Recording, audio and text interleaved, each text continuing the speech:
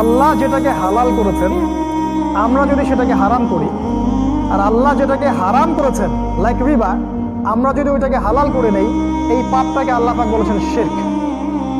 সূরা তাওবা 31 নম্বর আয়াত পড়ে দেখবেন, আল্লাহ পাক এই পাপটাকে বলেছেন শিরক। এই পুরো ওয়ার্ল্ড এখন শিরকের উপর দাঁড়িয়ে আছে, বিকজ আপনি আল্লাহর হারাম রিবাকে হালাল করে নিয়েছেন, আল্লাহর হারাম মদকে হালাল করে নিয়েছেন, আল্লাহর হারাম জিনাকে হালাল করেছেন, আল্লাহ বিরোধী সমস্ত আইনগুলোকে উঠিয়ে দিয়েছেন এবং ইসলাম বিরোধী আইনগুলোকে বাস্তবায়ন করেছেন। শিরকের গ্লোবালাইজেশন আগে ছিল না, এটা একটা পয়েন্ট মনে রাখবেন। শিরকের গ্লোবালাইজেশন, এটা 4 নম্বর পয়েন্ট, শিরকের গ্লোবালাইজেশন। এখানে একটা হাদিস বলবো, নবী করিম সাল্লাল্লাহু আলাইহি ওয়াসাল্লাম বলেছেন, আদম আলাইহিস সালাম যখন কিয়ামতের মাঠে উঠবেন তখন তাকে আল্লাহ পাক বলবেন জাহান্নামীদেরকে আলাদা